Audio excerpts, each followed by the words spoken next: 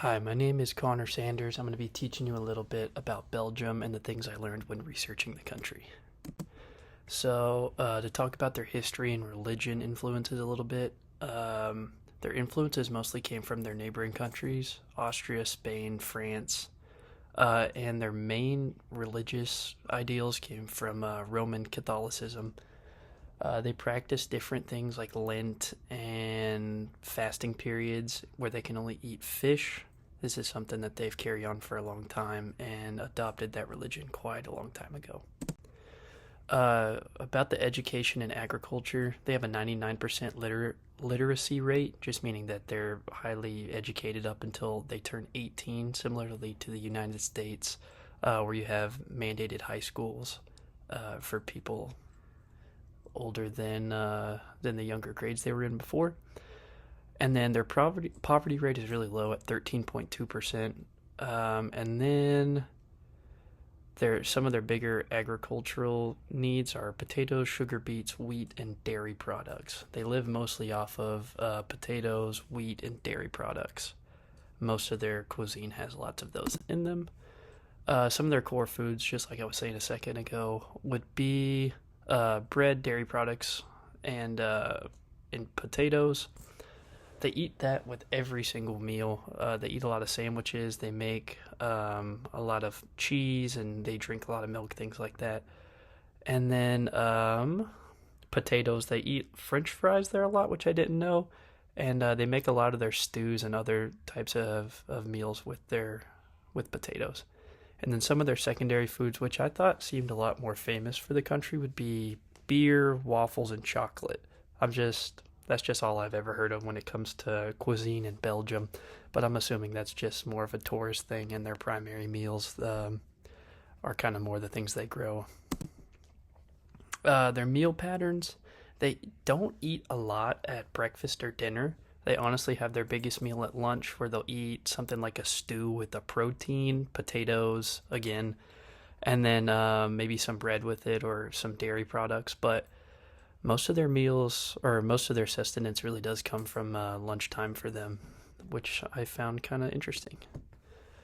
A special food that I learned about. This is the Bûche de Noël. It is like a cake that they make at Christmas. It kind of looks like a log. They decorate it to look like that, but it kind of reminds me of a pumpkin roll or something we would eat here. And then some of the preservation methods they use would be they salt their meats and things like that just to keep them fresher for longer. And then smoking. They make smoked eel and they use smoking for a lot of their proteins and seafood options. And then dining etiquettes and unusual habits. They are really big on punctuality and manners at the dinner table, just like my parents. But uh, they make sure that their guests are each being respectful of the host and obviously not taking advantage of what they've been given. And then something I learned that I didn't know. A lot of the people in Belgium, when they eat things like French fries, they dip it in mayonnaise by itself. But I mean, it could be there's more odd things that could have happened, but I've just never heard of that before. And then use of foods for health.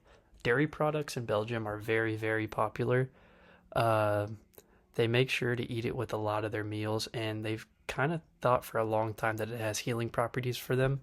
Obviously, calcium's a good source of a good vitamin for you to have, but they take that to heart, and they, for a long time, have thought that dairy products have more than just the calcium benefit for healing.